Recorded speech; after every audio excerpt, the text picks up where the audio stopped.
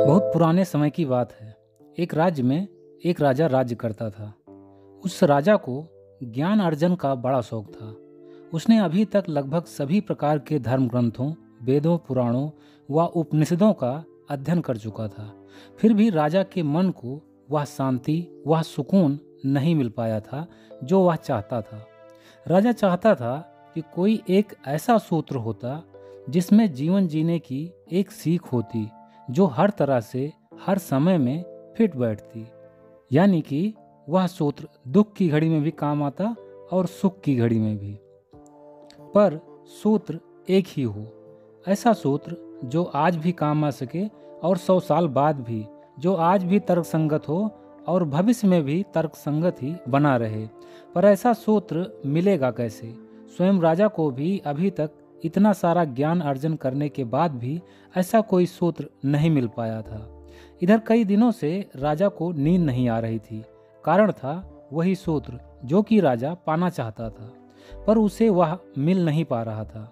जब खुद से नहीं मिल पाया तो राजा ने पूरे राज्य में मुनादी करवा दी कि जो भी विद्वान एक ऐसा सूत्र लाएगा जो सुख में, दुख में, आज भी और 100 साल बाद भी हर समय काम आ सके एवं किसी भी दशा में वह तर्क संगत ही बना रहे, तो उसे लाखों स्वर्ण मुद्राएं देने के साथ ही मेरे राज दरबार में एक उचित स्थान भी दिया जाएगा।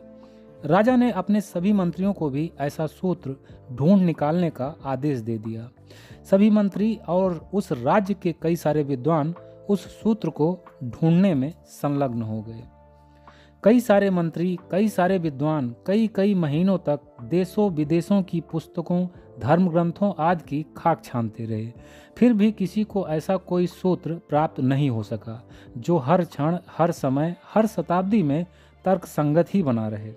सभी मंत्रियों और राज्य के सभी विद्वानों ने आपस में भी उस सूत्र को लेकर काफी तर्क वितर्क व विचार विमर्श किया, परंतु कोई भी सटीक निष्कर्ष नहीं निकाल पाए। जब राजा को यह सूचना प्राप्त हुई कि सभी विद्वानों के सारे प्रयास निष्फल हुए हैं, तो वह राजा बहुत निराश हुआ और हर समय उदास रहने लगा, क्योंकि आज तक उस राजा ने जो भी चाहा था उसे हासिल कर लिया था, पर यह सूत्र नहीं मिल पा रहा था। अब राजा का मन राजपाट में भी नहीं लगता था और बीमार भी रहने लगा था। एक दिन एक साधु उस राजा के दरबार में उपस्थित हुआ। उसने राजा से कहा, आप जिस अनोखे सूत्र की तलाश वर्षों से कर रहे हैं वह मैं लाया हूँ, जो कि हर समय में प्रभावशाली बना रहने वाला है। उस साधु की यह बात सुनते ही उस राजा के मानो सारे दुख ही दूर हो गए हों। वह खुशी से उछल पड़ा और साधु से वह सूत्र बताने को कहा। तब साधु महाराज बोले, नहीं राजन, अगर अभी मैंने वह सूत्र बता दिया तो आपकी नज़रों में वह सूत्र उतना प्रभावी नहीं रहेगा जितना कि वह वास्तव में है।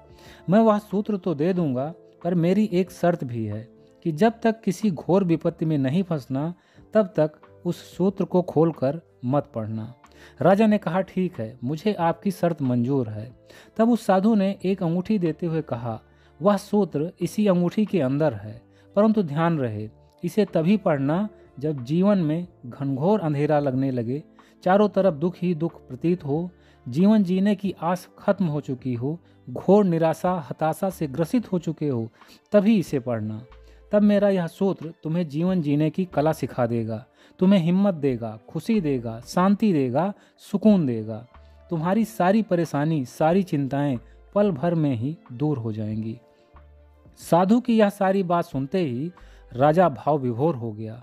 उसने साधु के पैर छूते हुए कहा, मैं आपको वचन देता हूँ कि मैं आपकी शर्तों को आपकी आज्ञा समझकर उसका पालन अवश्य करूंगा।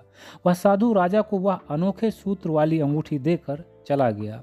राजा ने वह अंगूठी पहन ली। अब तो जैसे राजा को कोई खजाना मिल गया हो। वह पहले की ही भांति अपना राजधर्म निभाने लगा। ऐसे ही कुछ वर्ष बीत गए। एक दिन अचानक से ही पड़ोसी राज्य के एक शक्तिशाली राजा ने इस राजा के राज्य को हड़पने के लिए उस पर हमला कर दिया। यह राजा युद्ध के लिए तैयार नहीं था, इसीलिए उस युद्ध में इस राजा के हजारों सैनिक मारे गए। राजा के सारे संरक्षक भी मारे जा चुके थे। बड़ी मुश्किल से वह राजा घायल अवस्था में एक घोड़े पर सवार होकर भागा, पड़ोसी राजा के सैनिकों ने उसका पीछा किया। वे उस राजा को मार डालना चाहते थे ताकि वह राजा दोबारा से अपना राज्य वापस लेने का प्रयास भी ना कर सके। वह राजा भागता रहा और सभी सैनिक उसका पीछा करते रहे। वह राजा पूरी तरह से लहूलुहान हो चुका था, उसका शरीर रक्त रंजित हो चुका था, गला सूख चुका था। फिर भी वह राजा अपना घोड़ा भगाता जा रहा था। पीछे से दुश्मन सैनिक तीर चलाते जा रहे थे। घंटों भागने के पश्चात वह राजा एक ऐसे स्थान पर पहुंच गया जहां से आगे जाने का रास्ता ही नहीं था। आगे एक गहरी खाई थी। दुश्मन सैनिक कुछ पीछे छोड़ चुके थे। उस राजा के अंदर अब और भागने की क्षमता भी नहीं बची थी। उसने घोड़े से उतरकर घोड़े को दूसरी दिशा में भगा दिया और खुद निढाल होकर वहीं पर एक बड़े से टीले की ओट में छुपकर बैठ गया। दुश्मन सैनिकों के घोड़ों के टापों की आवाज़ें अब धीरे धीरे तेज होती जा रही थी। राजा समझ रहा था कि दुश्मन इसी तरफ आ रहे हैं। अब राजा को लगने लगा था कि उसका अंत समय आ चुका है, पर अब वह भाग नहीं सकता था। थक चुका था, प्यास से व्याकुल भी था। लगातार हो रहे रक्तस्राव के कारण उसकी आंखें भी बोझिल होने लगी थी। चारों तरफ अंधेरा सा छाने लगा था कि तभी अचानक ही राजा को साधु की दी हुई वह अंगूठी याद आती है जिसमें वह अनोखा सूत्र था। साधु के शर्तों के अनुसार यही वह समय था जब उस सूत्र का उपयोग करने को कहा गया था। राजा में जैसे थोड़ी चेतना का संचार हुआ। उसने झट से वह अंगूठी निकाली और उसे खोलकर वह सूत्र पढ़ने लगा। उसमें एक छोटा सा सूत्र लिखा था, यह समय भी बीत जाएगा। राजा ने एक बार फिर उस सूत्र को दोहराया, यह समय भी बीत जाएगा। राजा सोचने लगा कि सच ही लिखा है। समय तो गतिशील होता ही है, चाहे अच्छा समय हो या बुरे से बुरा, सब बीत जाता है। उस सूत्र का अर्थ समझते ही वह राजा मुस्कुरा उठा। उसके अंदर से डर तो मानो खत्म ही हो चुका था। राजा सोचता जा रहा था कि कभी मेरे बचपने के दिन थे, वह भी बीत गए।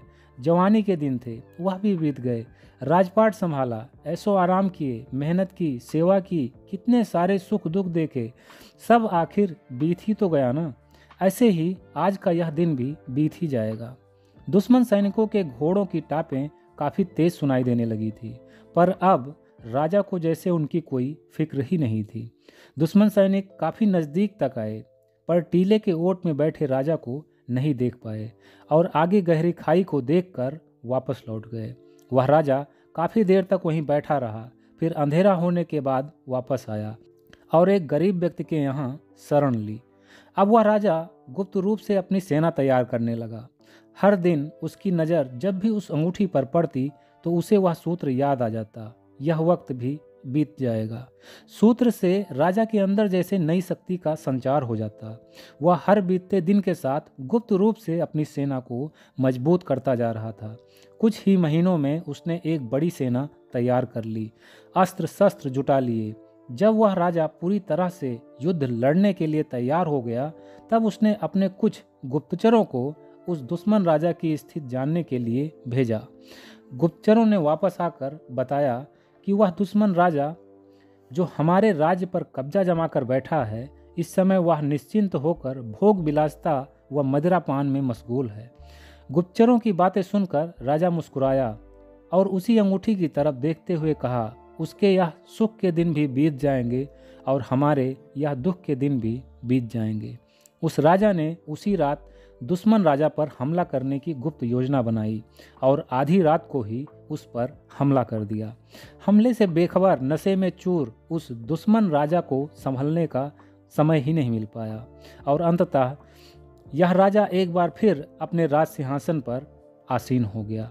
कहते हैं कि जब वह राजा दोबारा राजगद्दी पर बैठा, सारी सुख सुविधाएं फिर से प्राप्त होने लगी, सुखी जीवन व्यतीत होने लगा, तब भी राजा को वही सूत्र याद आते थे, यह समय भी बीत जाएगा। यानी कि अब फिर यह सुख का समय भी बीत जाएगा।